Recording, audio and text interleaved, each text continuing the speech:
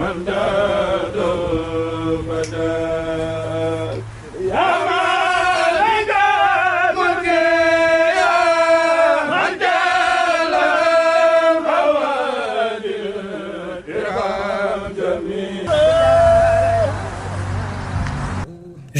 à l'ensemble de la communauté musulmane du monde, la diaspora africaine du Canada a célébré le 6 juin l'Aïd el-Adha. Je m'appelle Serigne Diop, je suis le dirigeant culturel de la Daïra Zadul Musafir. Ici, c'est comme un daïra. Quand on dit daïra, c'est comme une organisation de fidèles qui se regroupent quelque part pour adorer notre Seigneur, comme le prescrit en islam. Donc aujourd'hui, on est très heureux de venir ici célébrer la fête de l'Aïd. La fête de l'Aïd, ça représente un grand sacrifice que le prophète Ibrahim ou Abraham a fait envers son Seigneur pour lui montrer son attachement.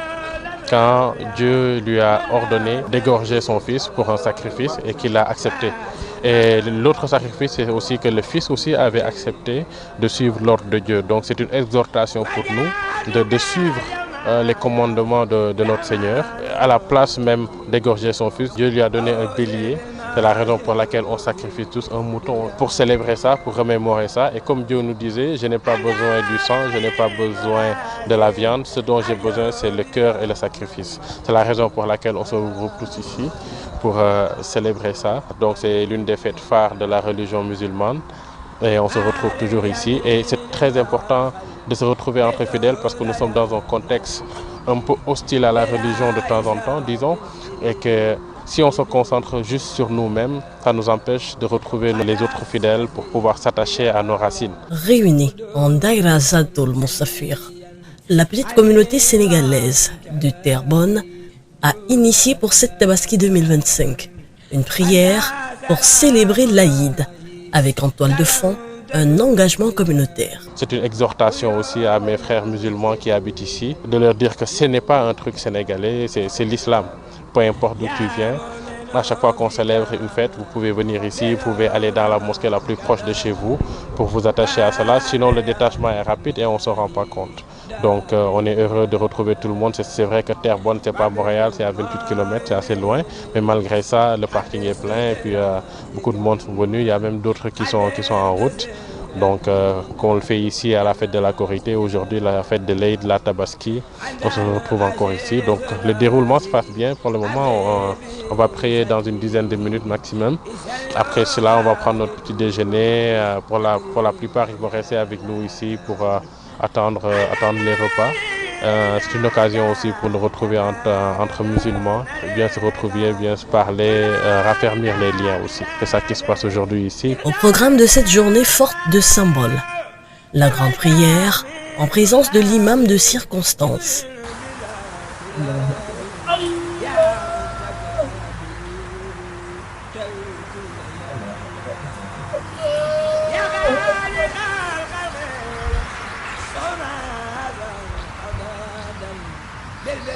Quelques échanges et le barbecue pour savourer les délices du jour.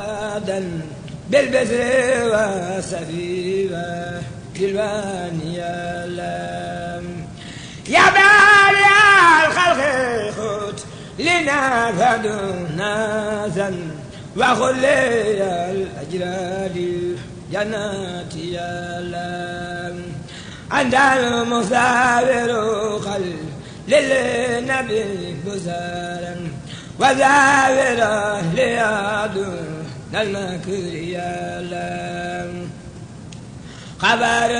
Partager un repas ensemble, en toute fraternité, parfois le vivre ensemble réside en de petits gestes. ci mbirum julli bi ñuy julli fii ci kër Sëñ Tuubaa gi nekk Terrebonne mu doon kër goo xam ne depuis 2012 mu ngi fi. Regroupant toute la communauté sénégalaise, même je dirais africaine, pour la prière, parce qu'il y a même certaines nationalités, autres nationalités que sénégalaises, yoo xam ne dañ fi ñëw fi julli. Julli bi nag lii bi ñu ko tàmbalee def mboolem muy màggal gi muy julli korité muy julli tabaski muy mboolem événement religieux boo xam ne ça concerne la communauté rek dañ ko fi amalee. Kon bu ngeen gisee mbooloo mii ni ñu nekkee dañuy xaar imam bi agsi ñu mën a julli wax soloy bés bi xutba wax li nga xam ne mooy sababu bés bi ak genèse u bés bi ak maanaam li nga xam ne tamit moo tax a jóg ñu bañ a fàtte ne ñun fu ñu mën a dem immigré ji rek dañuy importé waale incha allah tam suñu diine loolu mooy sababu kër gi mu doon kër goo xam ne dañ fiy jàngale alxuraan samedi bu ne ni dañ fiy déggee di fi daayira di fi yaatal xam-xam ci njiitul Baye Serigne mi nga xam ne moo jiite culturel bi ak jëruñ Moussa Dieng ak jëruñ Ndiouga Dieng mi nga xam ne mooy jëruñu kër gi lii daal en quelque sorte en petit mot c'est ça la genèse de cette maison là ak li nga xam ne tam moo ñu fi dajale muy julli bi asalaamaaleykum wa rahmatullahi wa barakatuh. On va vous présenter le jawriñ. Le jawriñ, c'est comme le chef ou disons directeur de la maison qui gère la maison ici, Kër Serigne Touba. Donc c'est le jawriñ de Montréal, disons, Serigne Ndiouga Dieng. Donc nous sommes heureux de l'avoir ici. Il va vous juste dire en quelques mots ce qui se passe ici aujourd'hui. Asalaamaaleykum wa rahmatullahi taala wa barakatuh.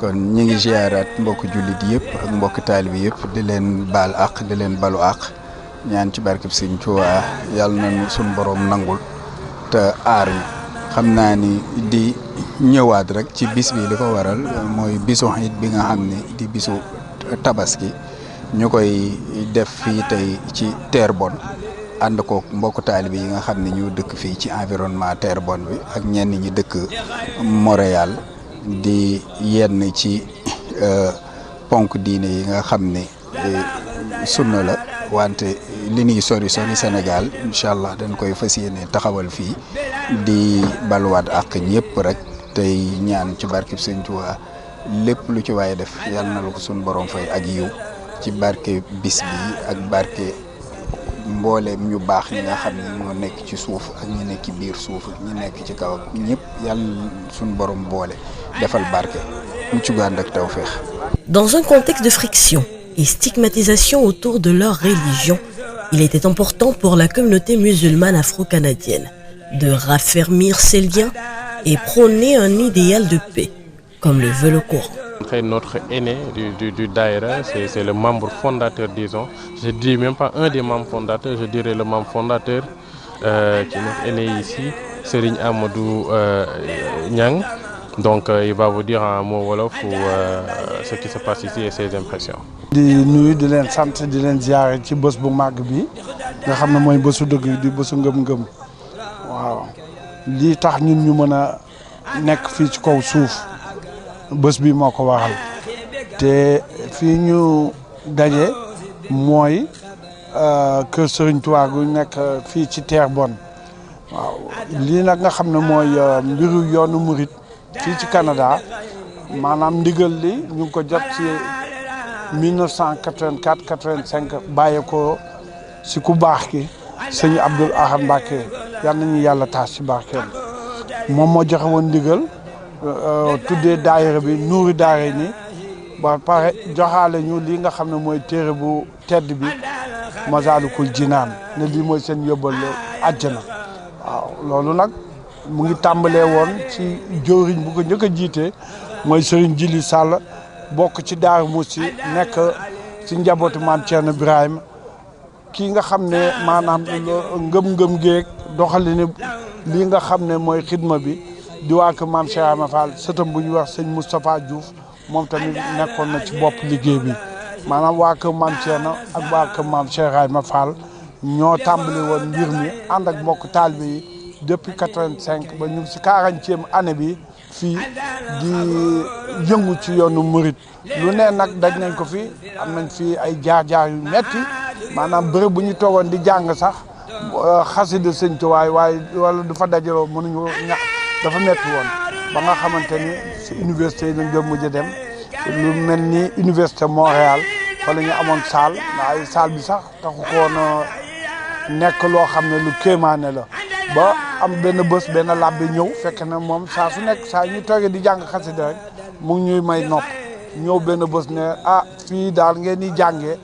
danaa leen jox bërëb bu ko gën a yeeyoo ndaxte yéen ku leen gis xam ne ni yéen ay nit yàlla daal di ñuy jox salle boobu si la ñuy tàmbalee nag di jàng ci université Montréal maanaam salle bi kiiwu la woon église la woon waaw benn église bu ndaw bu newoon ci université bi waaye moom lu mu def dafa jël sax lii ñuy wax ne rideau yu fa amoon buste Jésus beeg yooyu yëpp mu laaxal ko pour ñu mën a nekk à l'aise foofu di liggéey lii nga xam ne mooy Serigne Touba loolu nag mooy wéy di wéy ba yëf yi yegg si fii ci Canada lu ne nag daj nañ ko fi lu ne am nañ ko fi di sant Sëñ Touba merci beaucoup. وكل هاد لأهل السك قد نقلا هو الحديث الذي قد كان لي وحما كلي وسبحني الكرب والمرض